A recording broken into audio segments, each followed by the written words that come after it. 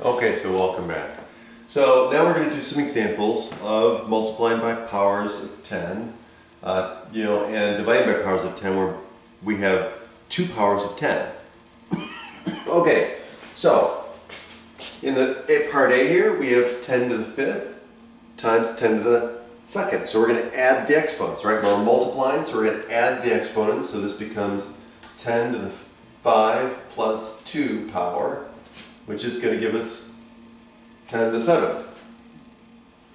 And now this part B is we have 10 to the negative 1st times 10 to the 2nd. So we're going to, again, add the exponents. So we're going to have negative 1 plus 2, okay, which then gives us 10 to the 1st power, which is just 10. Okay? And now here we get 10 to the 0 power times 10 to the 3rd. So we add the exponents. So 10 to the 0 plus 3, which again just gives us 10 to the 3rd power, which makes sense because, again, 10 to the 0 is just 1. And 1 times any number is just that number. Again, so there's lots of things that are connected here. Okay, so now let's go to division.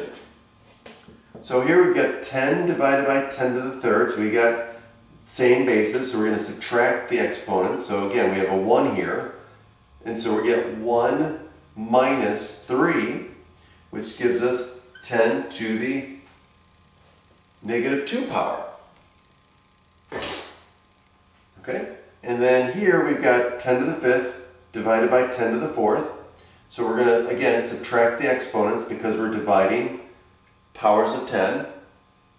So we've got 10 to the 5th, or 10 to the 5 minus 4, which equals 10 to the 1st power, or 10. Here, we've got 10 to the 2nd power divided by 10 to the 2nd power. Well, 10 to the 2nd power divided by 10 to the 2nd power is the same thing, right? We've got same thing on the top of the bottom, so we should get 1. Well, let's see if we get it. So this is going to give us, again, we're going to subtract the exponents, top minus the bottom. So here we get 2 minus 2, which gives us 10 to the 0, which again gives us 1. So it works.